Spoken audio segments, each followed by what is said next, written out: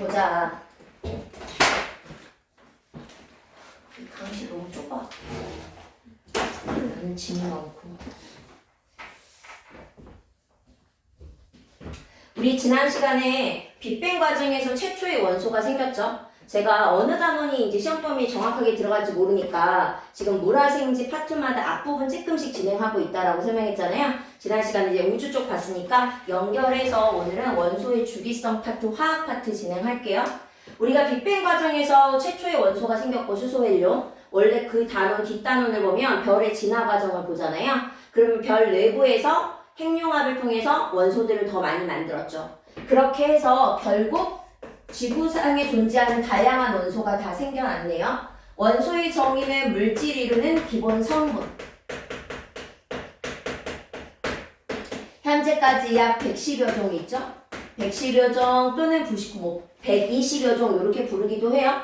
자연에서 얻어진 게 훨씬 많고요. 자연에서 90여 종, 그리고 인공적으로 만든 것도 있어요. 그 인위적으로 만들어지기도 하니까 원소의 종류는 조금씩 더 늘어날 수도 있는 상황인 거야.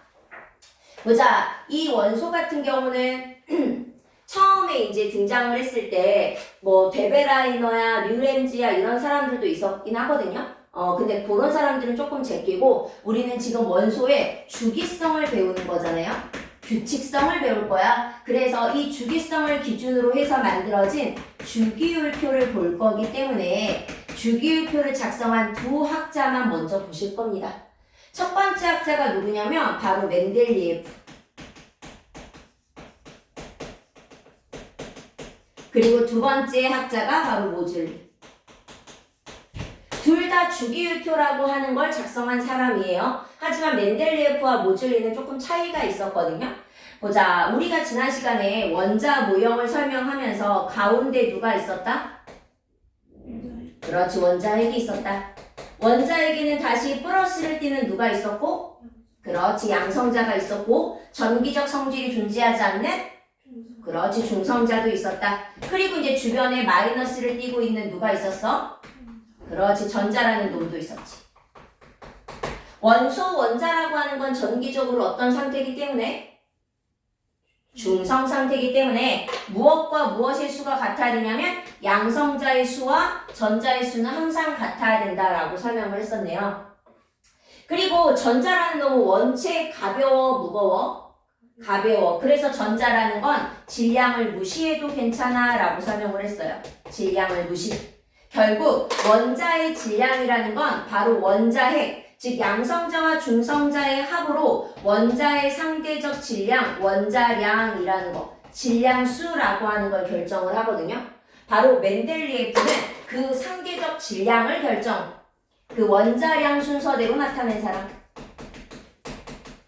가벼운 것부터 해서 무거운 순서대로 나타냈고요. 멘델리에프가 설명할 당시만 해도 총 몇 가지 원소가 밝혀진 상황이었냐면 63종의 원소가 밝혀진 상황이었어요. 그래서 63종의 원소를 가벼운 것부터 무거운 것 순서대로 쭉쭉쭉 나열했죠. 아직 밝혀내지 못했지만 원소가 있을 것 같아. 그러면 그 자리 같은 경우는 빈자리를 두어가면서 주기율표를 완성하려고 했던 사람이에요. 대략적으로는 맞습니다. 하지만 아닌 애들이 등장을 한단 말이야. 그래서 이것의 부족함을 채우기 위해 모즐리가 등장하는 거예요. 모즐리는 원자에게 정확한 번호를 정해줍니다. 고유한 번호를 정해주죠. 그 원자 번호 순서대로 나열한 게 바로 주기율표거든요. 그런데 이 고유한 번호라고 하는 건 매 순간 달라지면 안 될 거 아니에요. 그래서 내가 학교를 가더라도 나의 고유 번호가 있잖아. 내 고유 번호는 내 미모인가요? 내 키인가? 내 체중이야? 그런 거 아니잖아. 왜냐면 이런 거는 매 순간 달라지니까 말이죠. 그래서 우리는 저 웬만해서는 변하지 않을 뭘 가지고? 이름을 가지고 정하잖아요. 초성, 중성 해가지고 이름을 통해서 나의 학교 생활에 내 번호가 정해지는 것처럼 원자 안에서도 변하지 않는 걸 가지고 원자 번호를 정했단 말이죠. 절대 변하지 않는 건 누구뿐이야? 그렇지, 양성자뿐이었죠. 왜냐하면 중성자 수는 달라질 수 있었어요. 예를 들어서 모든 수소는 다 양성자를 몇 개 갖고 있고, 그렇지, 하나씩 가지고 있지만 중수소 같은 경우는 중성자를 하나 가지고 있고, 상중수소 같은 경우는 중성자를 2개를 가지고 있고, 우리가 알고 있는 수소는 중성자가 없고 말이지. 이렇게 중성자가 달라질 수 있고 전자 같은 경우는 나갔다 들어왔다 또 하고 그러다 보니까 변하는 얘네들은 안 돼. 절대 안 변하는 뭐를 가지고 양성자의 개수를 통해서 뭐를 정했어? 원자 번호를 정해줬고 그런 다음에 그 원자 번호 작은 거부터 해서 큰 거 순서대로 쭉 나열을 하는 거죠. 그런데 원자 번호가 작은 거에서 큰 거로 그냥 쭉쭉쭉쭉 나열하기만 한 건 아니었어요. 뭐도 필요했냐면 바로 원자과 전자라고 하는 게 기억하셔야 될 말이죠. 원자과 전자에 따라서 즉 원자과 전자가 뭐냐면 원자 가장자리에 있는 전자인데 그 원자과 전자의 수가 뭘 결정하냐면 겁나 중요하죠. 바로 화학적 성질을 결정하거든요. 그래서 원자 번호가 증가함에 따라 성격이 계속 원소들마다 달라질 거 아니에요. 근데 같은 비슷한 성질을 갖는 원소가 같이 등장을 하게 되면 성질이 비슷한 애들을 같은 어디에 배열하냐면 세로줄에 놓는 거지. 같은 세로줄에 배열하도록 해서 나타낸 게 현대의 주기율표였습니다. 그러려면 원자과 전자수를 확인하려면 우리는 원자 모형을 확인하셔야 되죠. 우리는 원자 모형을 그릴 때 중학교 때는 막 때려 박았어 전자를. 하지만 고등학교 때는 옥텟 규칙에 맞춰서 배열하셔야죠. 우리는 원자 같은 경우는 모형이 정확하지 않다 그랬죠. 우리가 사용하고 있는 건 뭐였냐면 보어라는 사람이 주장한 전자 구름 모형이었어. 전자가 정확하게 어디 있는지는 잘 몰라. 그냥 확률상 요 위치에 전자가 있어. 이렇게만 표현한 상태거든요. 가운데 누가 있으면 원자핵이 있으면 그 주변에 에너지가 이렇게 존재하겠지. 특정한 에너지를 갖는 위치에만 전자가 있대요. 특정한 에너지. 그러니까 연속적으로 전자가 쭉 있는 게 아니라 없다가 특정한 에너지를 갖는 이 위치에 있을 것 같아. 이렇게. 또 없다가 요 정도 에너지를 갖는 위치에 전자가 있단 말이지. 이렇게 특정한 위치에서 갖는 에너지 값이 있는데 이 에너지 위치에서만 전자가 움직이더라 라는 사실까지만 밝혀낸 거죠. 이때 전자가 갖는 이 특정한 에너지 값을 뭐라고 부르고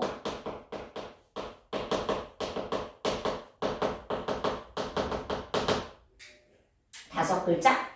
에너지, 그렇지, 준위라 부르고 특정한 에너지 준위를 갖는 위치에서 전자가 돌아다니는데 이때 전자가 움직이는 이 위치를 뭐라고 불러? 네 글자로?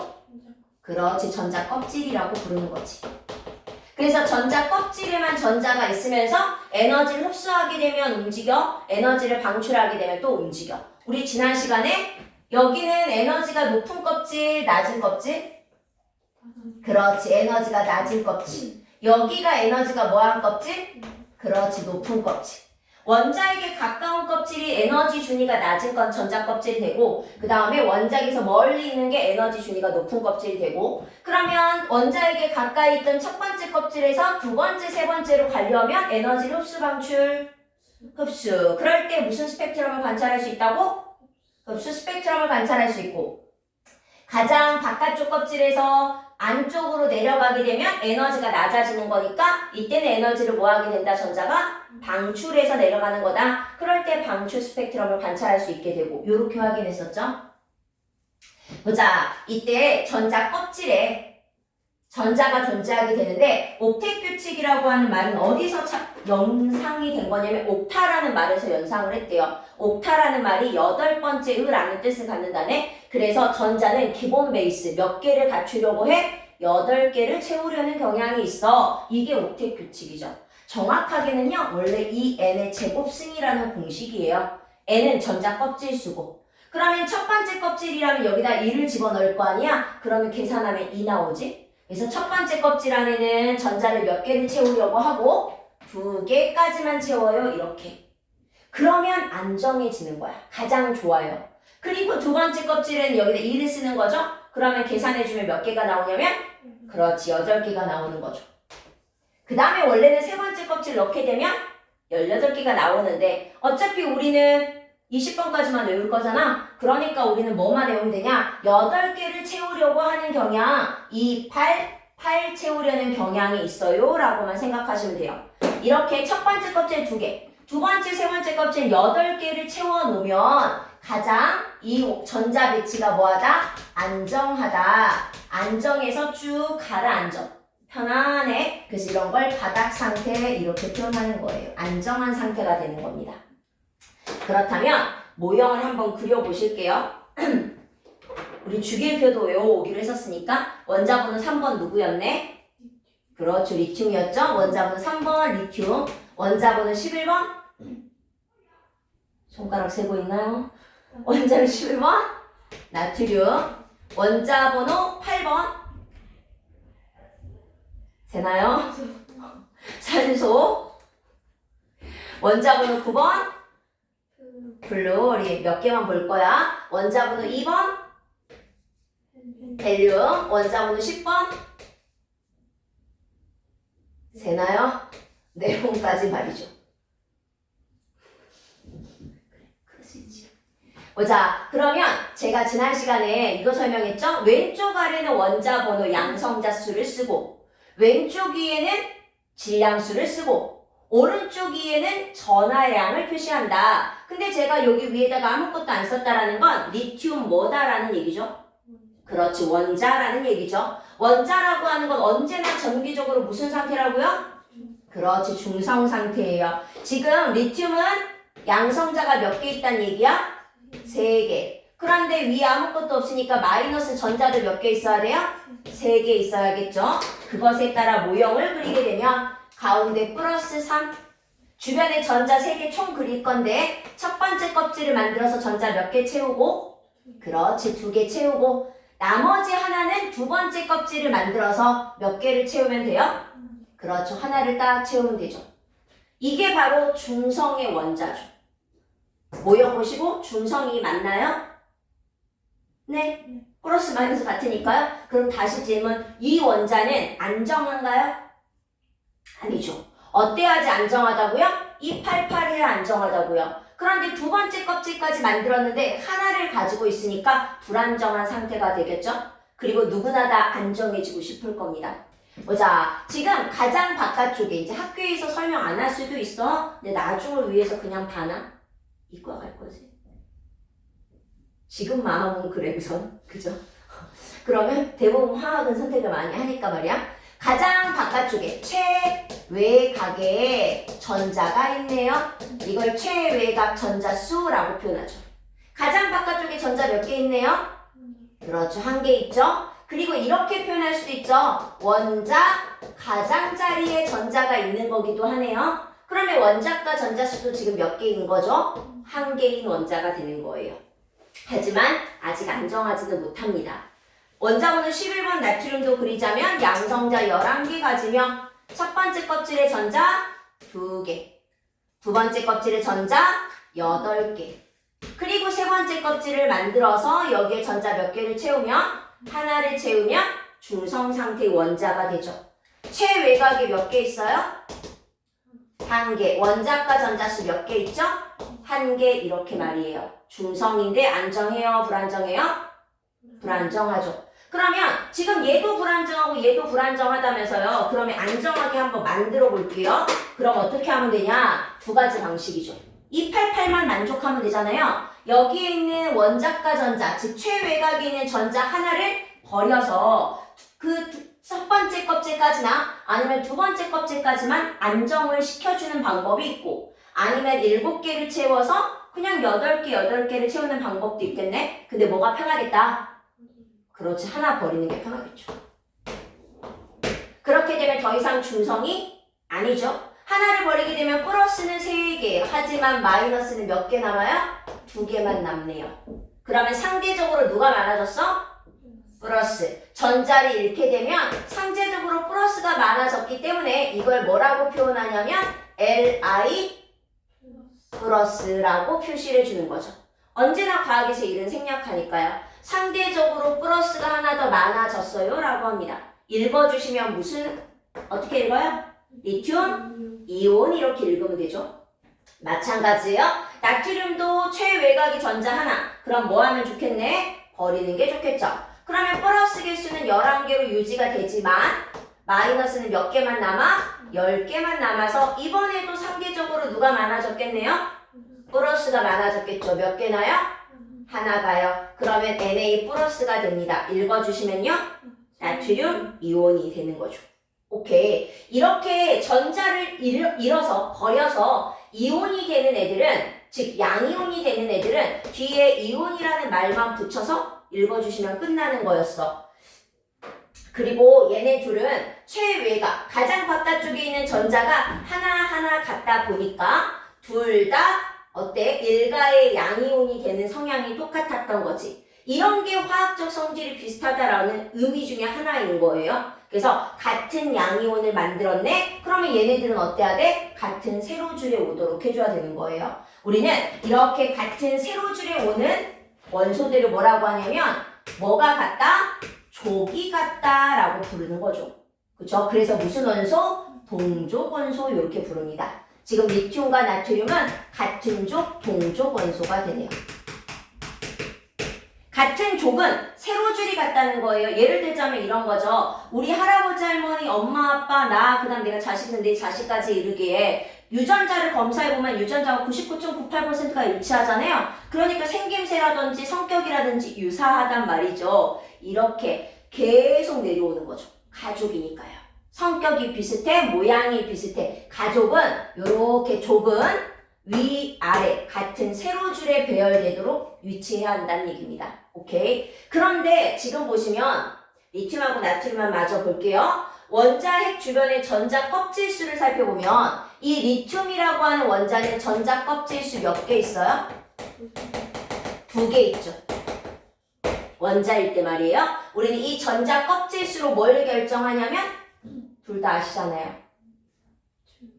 그렇지. 바로 죽이라고 하는 얘는 족이었고 얘는 죽이라고 하는 세로줄, 가로줄을 만들어 가는 거고요. 오케이. 그러면 나트륨 같은 경우는 전자 껍질수가 몇 개네? 3개네. 그러니까 몇 주기? 3주기. 리튬은 전자 껍질수 2개였으니까 몇 주기? 2주기 원소야. 이렇게 표현하는 거라고요. 오케이. 그런데 잘 보셔야 돼요. 다행히 만약에 원소의 주기성까지만 나오면 원소 파트는 그렇게 어렵게까지 안 나오거든요. 여기 파트는 암기 위주 파트여서 하지만 대부분은 화학이 범위가 들어가게 되면 화학결합 중간에 끊는 학교들이 대부분 많아. 이온결합, 공유결합까지는 본단 말이야. 그럴 때에는 원자가 이온이 되는 과정 잘 보셔야 돼요. 그리고 지금 나트륨 이온은 기억해 보실게요. 나트륨은 몇 주기의 원소지만 3주기의 원소지만 나트륨 이온은 몇 주기의 이온이 되는 거죠? 2주기의 이온이 되는 거죠. 그래서 모형이 딱 주어져 있을 때 이 모형을 통해 문제를 판단하시는 거라고요. 오케이? 예를 들자면 말이야. 주변에 가운데 양성자가 있고 그 주변에 전자가 이렇게 있어요. 전자 껍질 그렸죠? 전자가 몇 개 있냐? 2개, 6개 있대요. 그리고 원자라고 있어요. 그러면 원자라고 했다라는 건 정기적으로 무슨 상태다? 중성이다. 지금 마이너스가 몇 개 있으니까? 8개 있으니까 플러스도 몇 개였겠지? 8개였겠지. 그러면 얘는 플러스 8. 양성자 8개가는 누구야? 산소야 라고 여러분이 판단하실 수 있어야 된다는 얘기죠. 전기적으로 지금 현재 중성 상태가 맞네요. 하지만 안정한가요? 그렇지는 않네요. 우선 최외곽의 전자 몇 개 있고 몇 개? 6개. 원자가 전자 몇 개? 6개를 가지고 있는 원소입니다. 불안정하네요. 중성이긴 하지만 불안정하니까 안정하게 만들어 보려고요. 2가지 방식, 6개를 버리던지 아니면 2개를 얻던지 뭐가 편하겠네요? 그렇지. 외부에서 부족한 전자 2개를 가지고 와서 몇 개를 채우면 좋겠네요? 8개를 채우면 훨씬 더 안정해지는 거죠. 그러면 누구는 전자가 몇 개나 많아져 버려요? 2개 다 많아져 버리죠? 그래서 산소는 위에다가 뭐라고 표시해 주게 되겠네요. 이제 이런 모형을 갖춘다면? 그렇지. 전자를 2개를 얻었어요. 2- 이렇게 해서 이온이 만들어지네요. 읽어보실까요? O는 뭐지만? 산소지만 얘는 뭐라고 읽어? 산화이온이라고 읽죠. 음이온은 기본적으로 뭐를 붙여 읽는다? 화이온을 붙여 읽는다. 산소처럼 소가 있으면 소는 떼내고. 오케이. 보자. 플로린 기억하시겠네. 이제 볼 수 있죠? 양성자 9개 가져요. 원자라면 주변에 전자 몇 개 있을 테니까? 9개 있을 테니까 몇 주기의 원소겠네요? 2주기의 원소겠네요? 최외곽이 전자 몇 개 같겠네요? 그렇지, 7개 같겠죠. 2개, 7개 같겠죠? 그러면 안정하지는 못하니까 이제는 전자를 몇 개 얻겠네요. 하나를 얻어서 몇 개? 8개를 맞추는 거죠. 그러면 이제는 중성이 아니네. F 그렇지, 마이너스 읽어주시면요. 플로린 화이온이 되는 거죠. 얘랑 얘의 공통점은 뭐네요? 모형을 봤을 때 공통점. 뭐가 같네요? 그렇지, 주기가 같죠. 하지만 원자과 전자수 같아요? 달라요? 다르죠. 얘는 원자과 전자수 몇 개였고? 6개였고 원래 얘는 원자과 전자수 원래 몇 개였어? 7개였잖아요. 그러면 얘랑 같은 성질이야? 아니겠지. 같은 족이 아님을 알 수 있네요. 오케이. 보자. 얘네들하고 이 헬륨, 네온을 비교하려고 넣은 거예요. 헬륨이 원자번호 2번입니다. 당연히 양성자 2개, 첫 번째 껍질 만들어서 전자 몇 개 채워요? 2개 채우고 끝. 질문, 최외곽이 전자 몇 개 있죠? 몇 개 있어요? 2개 있어요. 최외곽에, 가장 바깥쪽에. 하지만 화학적 성질을 결정하는 게 누구랬냐면 원자과 전자라고 했죠. 원자과 전자는 화학적 성질을 결정해. 그리고 뭐 하냐면 얘가 안정하지 못할 때가 많잖아요. 그쵸? 아까 1개, 요거 1개 이런 게 지금 불안정해서 얘네들이 전자를 얻어와 반응하게 되는 거거든요. 그래서 바로 뭐 하게 되냐면 반응에 참여하기도 합니다. 화학결합의 반응에 참여하는 게 바로 원자과 전자예요. 그러면 얘는 원자과 전자는 몇 개네요? 몇 개? 0개라고 표현하는 거죠. 이미 안정하니까 더 이상 반응하지 않아요. 안정돼 있으면 반응하지 않고 불안정하면 반응하는 거야. 내가 심리적으로 불안정한 사람이라면 누군가가 지나가다 어깨빵을 툭 하잖아. 그럼 화가 확 나잖아. 그래서 반응에 싸우는 거야. 하지만 내가 마음이 안정한 사람이야. 만약에 스님이나 뭐 그 정도 돼야 안정한 거 아니냐? 목사님이나 그쵸? 신부님이나 요 정도 돼야 마음이 안정할 것 같아. 그럼 그런 사람들이 지나가는데 어깨를 빵 치고 지나갔어? 화가 나시겠어? 안 나겠지 아마? 나지 않을 거야. 반응을 하지 않을 거란 말이지. 이런 것처럼 말이지. 얘는 이미 2개를 채워서 옥텟 규칙에 안정이 된 거잖아요. 그러니까 얘는 반응을 안 하겠죠? 그래서 반응에 참여하는 전자가 없다라고 쓰는 겁니다. 네온도 볼까요? 네온 원자번호 10번이니까 양성자 몇 개 있었다? 10개 있었다. 첫 번째 껍질에, 두 번째 껍질에, 그렇지. 2개, 8개를 채웠네요. 최외곽의 전자 몇 개? 8개. 그리고 원자과 전자는 몇 개? 그렇지, 0개예요. 얘 또한 안정하니까 말이죠. 그러면 얘는 무조건 최외곽 전자랑 원자과 전자수는 같은 거야? 다를 수도 있는 거야? 다를 수도 있는 거지. 일반적인 원자들은 같아요. 일반적으로는 최외곽과 원자과 전자수가 대부분 같아요. 하지만 안정한 상태로 존재하는 이런 원소들의 경우는 원자과 전자수랑 최외곽 전자수가 같지 않게 됩니다. 그런데 2개의 단어 중에 누가 더 중요하냐고 물어보면 원자과 전자수가 훨씬 중요해요. 통합과학에서는 최외곽 전자는 큰 의미를 안 가져요. 원자과 전자수가 몇 개냐만 잘 확인하시면 됩니다. 그리고 얘네들은 이미 안정하니까 전자를 얻거나 잃을 필요 있다 없다? 없다. 그러면 이온을 만들어 안 만들어? 그렇지, 안 만들어. 계속 중성 상태로만 존재하게 되죠. 오케이. 이렇게 원소들마다 원자과 전자수도 다르네요. 하나인 애도 있고 6개인 애도 있고 7개도 있는 애도 있고 0개도 있고 말이에요. 그래서 원자 번호 순서대로 쓰는 게 첫 번째, 그리고 두 번째는 원자과 전자수가 1개인지 2개인지 0개인지에 따라 나타내는 표, 그게 바로 현대의 주기율표가 됩니다. 오케이? 그렇다면 제가 여러분이 뭐 해야겠어? 프린트에 있는 주기율표를 먼저 작성하는 게 우선이겠죠? 1번 가로 안에 물질을 이루는 기본 성분에 뭐라고 써주시고 원소라고 써주시고 원자 번호 20번까지 원소 기호 채워주세요.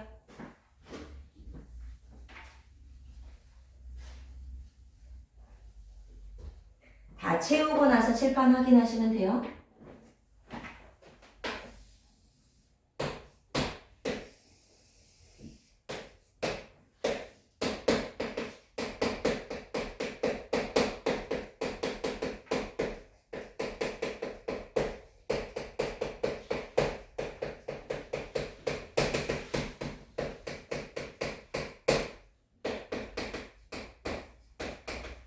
너네 잘하는데 내가 너무 천천히 수업하는 건 아니니?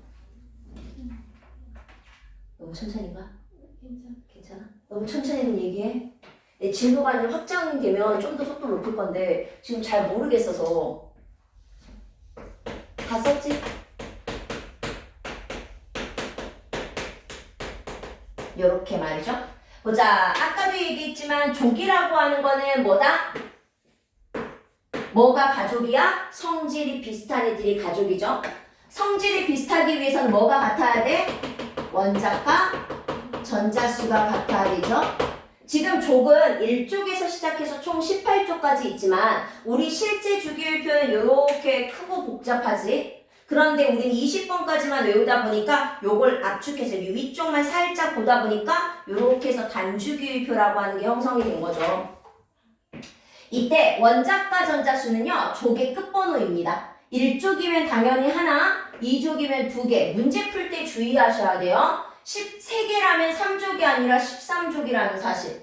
그렇죠? 14족은 4개, 5개, 6개, 7개, 그리고 마지막 주의. 18족이라고 해서 원자과 전자수가 8개인가? 아니었죠. 18족은 원자과 전자수가 몇 개인 애들? 0개인 애들 여기다 몰아주는 거죠. 원자과 전자수가 0이다 보면 반응에 참여하는 전자가 없다는 얘기지. 반응하지 않아요. 좀 전에 썼죠? 그 말은 안정하다라는 얘기였죠. 그러다 보니까 뭐도 절대 안 만들어요? 이온이라는 것도 절대 만들지 않아요. 그래서 이러한 애들을 합쳐서 뭐라고 불렀냐면 활발하게 반응하는 성질이 존재하지 않아. 그런데 모두 가스 상태였거든요.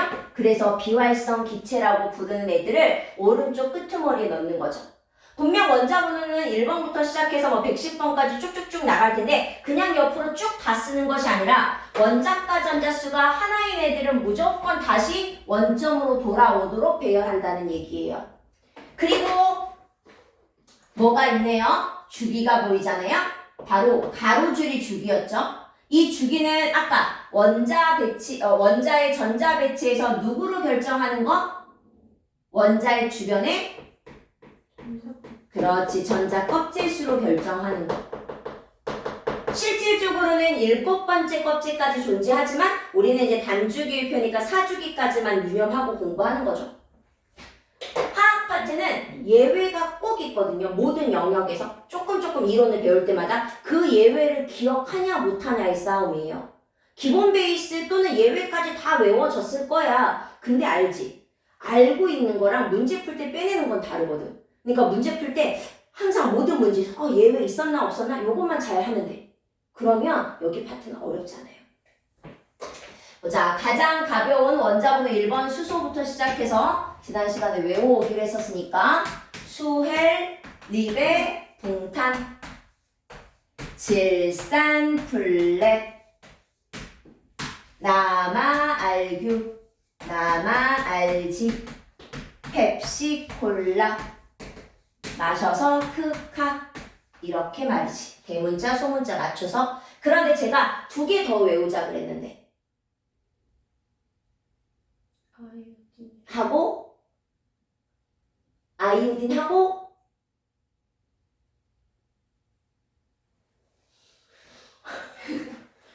브로민하고 아이오딘과 브로민 어디 위치하더라? 몇 쪽이었지?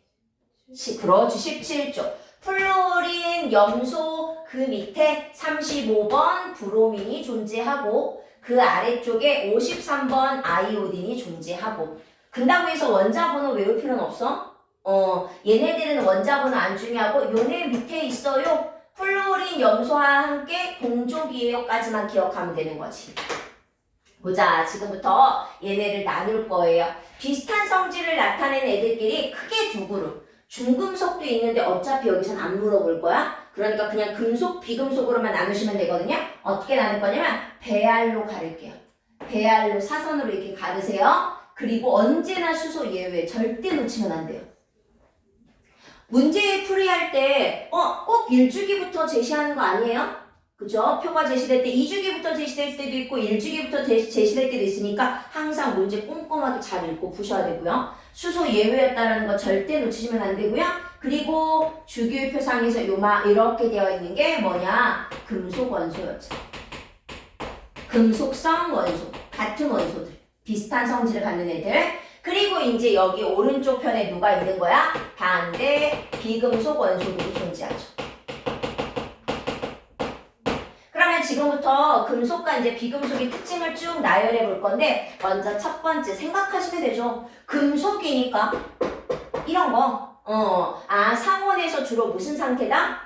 그렇지, 고체 상태겠지. 하지만 아까 말했잖아. 무조건 예외가 있죠. 중학교 때 배웠네요. 예외적으로 액체인 금속. 그렇지, 수은 원소기호. 수은. 그냥 은은 뭐지? H. 그렇지. 수소는 뭐지? H. 그렇지. H, 수은. 섞어서. 수은만 예외적으로 액체니까요. 위치 보실까요? 잘 봐. 금속 원소는 주기율표상의 왼쪽에만 존재한다. 맞아요? 틀려요?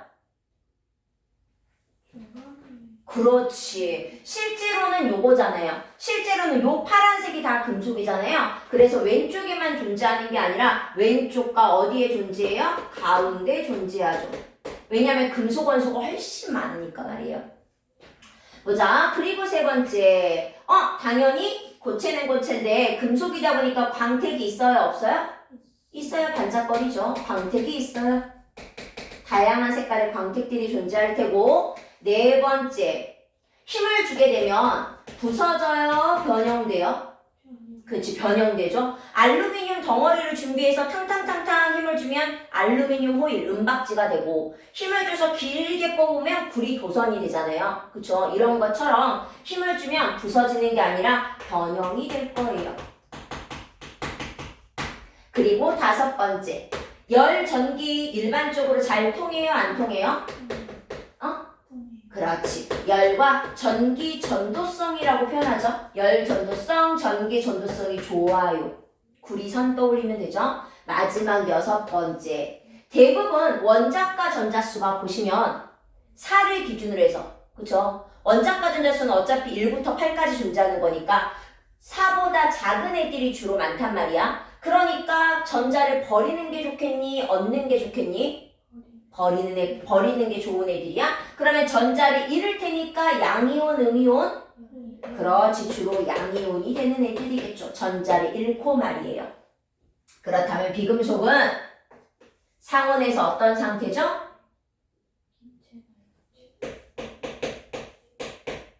액체? 이 자식 봐라, 한 발 물러서네요. 기체와 고체죠.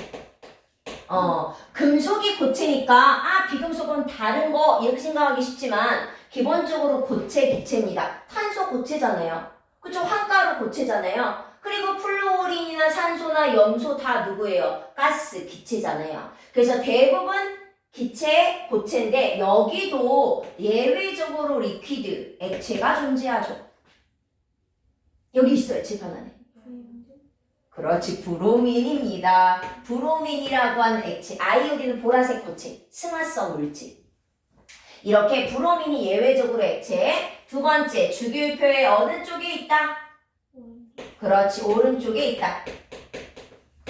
비금속은 오른쪽에만 존재한다. 맞아요, 틀려요? 왜 틀리죠? 그렇지, 수소는 예외. 수소는 왼쪽에 있네요. 항상 예외를 떠올리시면서. 그리고 세 번째, 대부분 광택이 없겠죠? 반짝거리진 않죠. 그리고 네 번째, 힘을 가하면 부서져요. 변형돼요? 부서지겠죠. 이런 거 비금속이잖아. 힘 주면 부서질 거 아니에요? 그러니까 힘을 주면 변형되지 않고 쪼개지거나 부서져요.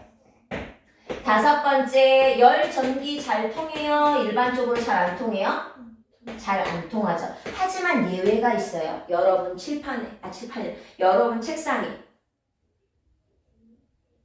여러분이 제일 많이 사용하는 그렇지, 샤프심. 정체는요? 두 글자.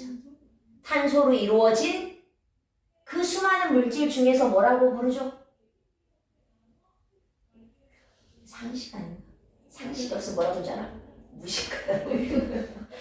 흑연이라고 부르죠. 흑연 같은 경우는 예외. 그래서 연필심, 샤프심 여기 놓고 전기 꽂으면 불 들어오잖아. 전기 통하죠. 그리고 여섯 번째, 주로 원자과 전자수가 큰 애들이 많네요. 그쵸? 5, 6, 7. 그러니까 전자를 뭐 해서 안정해지기 쉬워요? 얻어서. 그 말은 결국 뭐가 되기 쉽다? 음이온이 되기 쉽다. 그러면 비금속은 모두 다 음이온이 된다. 맞아요? 틀려요? 틀려요. 왜? 수소는 뭐가 되거든요? 양이온. 일가의 양이온이 되거든요. 그러면 끝?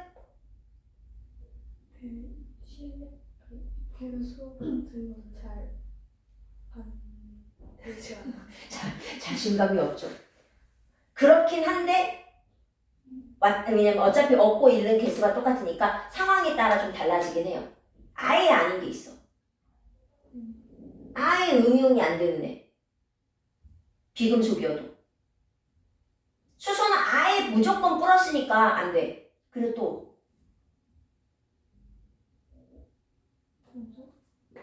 18조 원소. 그렇지, 18조 원소. 18조 원소는 애초에 이온을 안 만들잖아. 그러니까 음이온이 되지 않는 거예요. 오케이? 이렇게 금속, 비금속 성질을 먼저 비교하시고 나서 그 다음에 조금 더 세부적인 애들을 보시면 됩니다. 오케이? 프린트 한번 봐볼게요. 채워보자. 지금까지 했던 내용들 쭉쭉쭉 채워볼게. 2번부터 봅니다. 아니다. 그 금속, 비금속 표부터 채워야겠네요. 금속 원소의 위치 쓰면서 암기 어디 있다고요? 왼쪽과 가운데. 광택 있다 없다? 있다. 열 전기 전도성 좋다 나쁘다? 좋다. 쓰던지 아니면 화살표로 대충 하셔도 돼요. 힘을 가하면 부서진다, 변형된다? 변형된다. 이온 형성 뭐 만들 거예요? 양이온 만들 거예요. 그런데 비금속은 어디에 위치한다? 오른쪽. 하지만 가로치고 누구는 왼쪽에 있어? 수소요. 항상 예외. 광택 없고 열 전기 전도성 낮고 하지만 누구는 잘 통해? 흑연과 같은 경우는 잘 통하기도 하죠. 근데 여기선 잘 안 물어보긴 합니다. 힘을 가하면 부서져, 변형돼? 부서지는 게 특징이고 그 다음에 이온을 만들 때에는 주로 누가 된다? 옆에 가로치고 하지만 누구는 예외? 수소 H 플러스가 되니까 예외. 또 뭐가 예외? 18조. 비활성 기체는 이온 안 만드니까 예외. 2번 채웁니다. 성질이 유사한 원소가 주기적으로 나타내도록 하는 표래요. 그러니까 2번에 뭐라고 쓰시고? 주기율표라고 써주시고. 성질이 유사한 원소가 주기적으로 나타나도록 원소들을 무슨 순서대로 우선 나타내?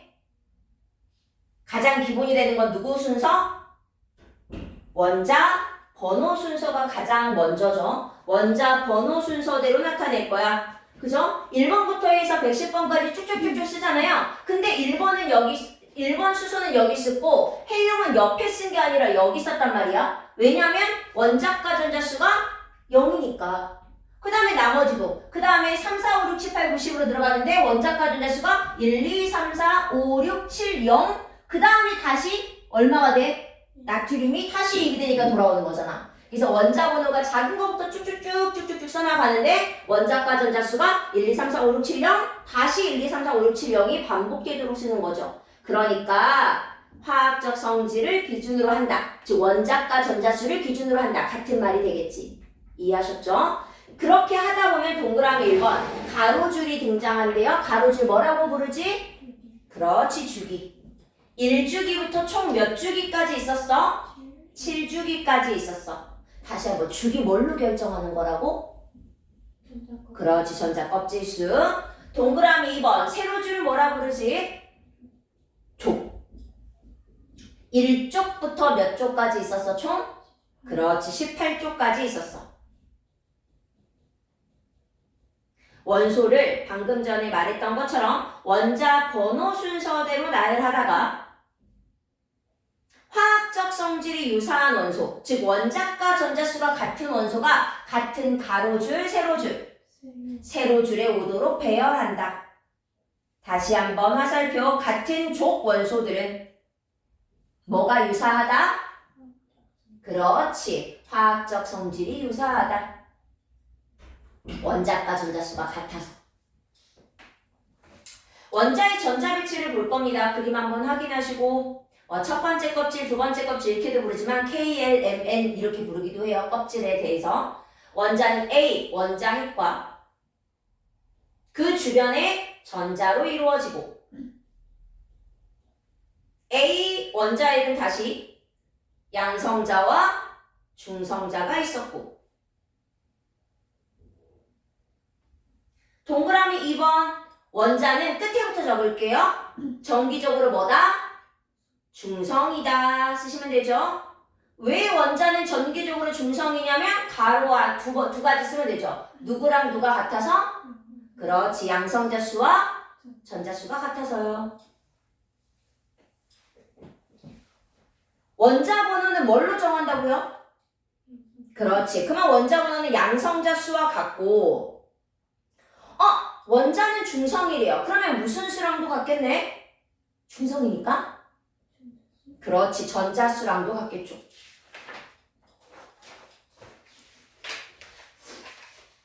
보자, 다음 페이지. 우리는 보호의 원자 모형을 따르고 있습니다.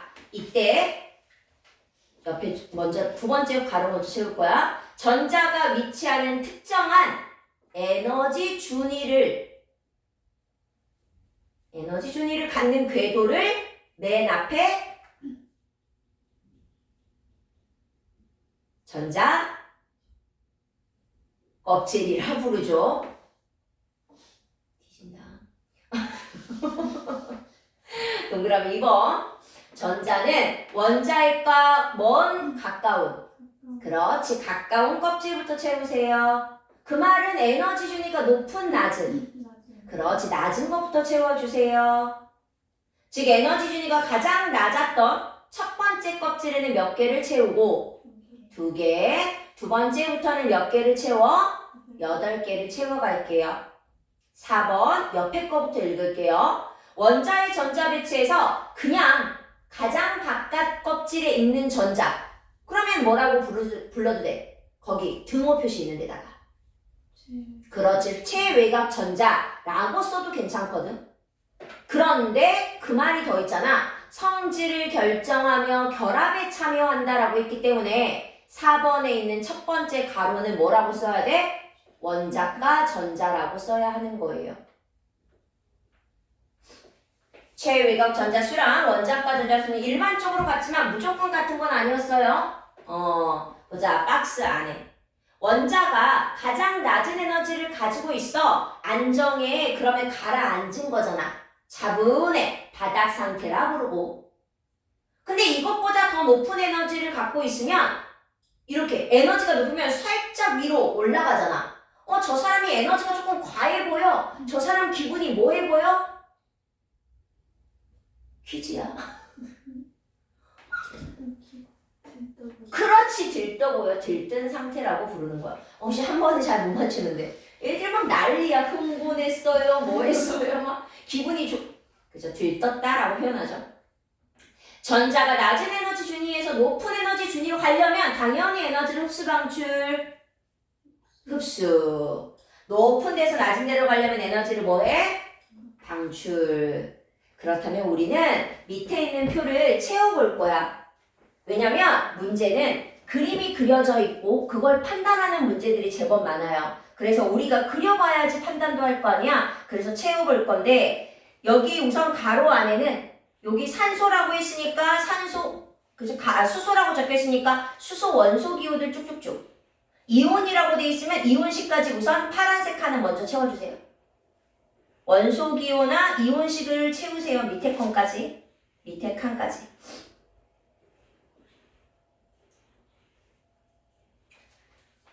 그 산화이온하고 마그네슘 이온에서는 마지막에 있는 원자가 전자랑 최외곽 전자 이렇게 두 개는 안 하셔도 돼요. 어차피 의미가 없거든. 요거 두 개는 필요 없고 XX. 나머지는 채워볼 건데 예를 들어서 이렇게 하겠다는 얘기야. 뭐 수소 다 알 거니까. 원자 번호 1번 수소는 가운데 양성자 하나 표시. 첫 번째 전자 껍질을 만들어서 여기에 전자 몇 개? 하나 들어가겠지? 점 찍는 거 귀찮으니까 그냥 숫자로. 그러면 뭐다? 쓰는 거야. 양성자 몇 개 있다? 한 개. 중성이니까 전자 몇 개 있다? 한 개 쓰는 거지. 그리고 전자 껍질 몇 개 있어? 또 한 개 있네. 그 밑에 원자가 전자 수 몇 개야? 한 개. 최외곽 전자도 한 개. 오케이? 이렇게 해서 나머지도 다 쭉쭉쭉쭉 채워보셔요. 그러다 보면 주기의 차이, 그 다음에 최외곽수 전자수랑 원자가 전자수의 차이 요런 게 비교가 되거든요. 몇 개만 해보시면 돼요.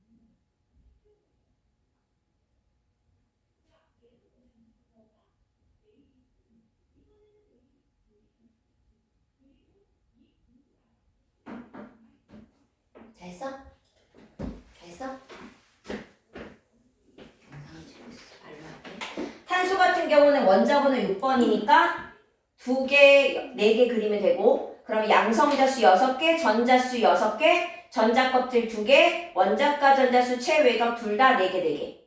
산소는 원자번호 8번이니까 양성자 8개, 전자 8개, 전자껍질 2개 그리고 원자가 전자수 최외곽 둘 다 6개, 6개. 그 다음 마그네슘은 12번이었어. 플러스 12개, 마이너스 총 12개. 전자껍질 3개째까지 그려야 되고 그러다 보면 외곽에 원자과 전자도 둘 다 2개, 2개. 오케이. 내려가서 헬륨 플러스 2, 전자도 2개. 전자껍질수 하나고요. 원자과 전자는 0, 최외곽은 2개. 오케이. 네온 같은 경우는 원자번호 10번이니까 양성자 10개, 전자도 10개. 전자껍질은 두 번째 껍질까지 그리시면 되죠. 원자과 전자수는 얘 또한 0, 하지만 최외곽에는 8개. 오케이. 그리고 산화이온 같은 경우는 O, 2-잖아요. 그러면 가운데 양성자는 8개지만 주변의 전자는 몇 개, 2개, 8개를 채운 거죠. 그러면 양성자 수는 10개, 양성자 수 8개, 전자수 10개, 전자 껍질은 변하지 않았네요. 2개로. 산소랑 비교해 보시는 거예요. 위아래. 그러면 요건 안 보셔도 괜찮으니까. 그러면 산소랑 산화이온을 비교해 보시면 음이온이 되는 산화이온과 산소는 전자 껍질 수가 2개로 똑같아요. 하지만 마지막에는 마그네슘과 마그네슘 이온은 다르죠. 그런 거 확인하는 거야. 양성자가 12개 있었던 원자일 때는 첫 번째, 두 번째, 세 번째 껍질까지 만들어서 282가 됐겠지만 이제는 전자를 2개 버렸단 얘기예요. 2개, 8개까지만 돼서 옆에 있는 산화이온과 똑같이 전자 껍질 수는 2개만 남네요. 그리고 전자의 개수도 10개로 똑같죠? 하지만 양성자 수만 12개. 그러면 마그네슘하고 위에 있던 마그네슘 이온 비교해보면 마그네슘일 때는 3주기 원소였지만 마그네슘 이온이 되면 2주기의 이온으로 바뀌죠. 그런 걸 문제 풀 때 잘 보고 푸셔야 돼요. 오케이. 예를 들어서 그냥 이렇게 주어진 거예요. 이렇게 주어졌어.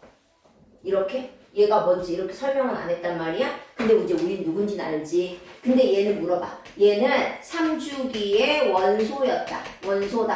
맞아요? 틀려요? 맞는 말이야. 원소다. 그 말은 언제? 중성일 때. 그쵸? 중성인 원소 원자일 때는 원래는 3주기였잖아. 그러니까 맞는 거라고요. 그런 걸 판단할 줄 알아야 된다. 문제 푸셔야 되는. 그죠? 지금 당연히 이 상태로는 2주기의 이온이죠. 2주기의 이온이고 얘는 3주기의 원소인 거예요. 오케이. 요런 거 판단하시기야. 마저 채울게요. 3번. 보자. 결론이죠. 제일 중요해. 같은 주기란 결국 뭐가 같은 거? 같은 주기란? 그렇지. 전자 껍질 수가 같다. 끄트머리에. 동그라미 2번. 같은 조기란 뭐가 같다? 원자과 전자수가 같다. 원소의 주기성은 왜 나타나냐면 원자 번호가 1, 2, 3, 4, 5, 6, 7, 8, 9, 10 증가함에 따라 뭐가 주기적으로 바뀌어? 원자과 전자수가 1, 2, 3, 4, 5, 6, 7, 0, 1, 2, 3, 4, 5, 6, 7, 0 반복되기 때문이죠. 됐나요? 그러면 지금 잠깐 요거 교재까지 합칠까?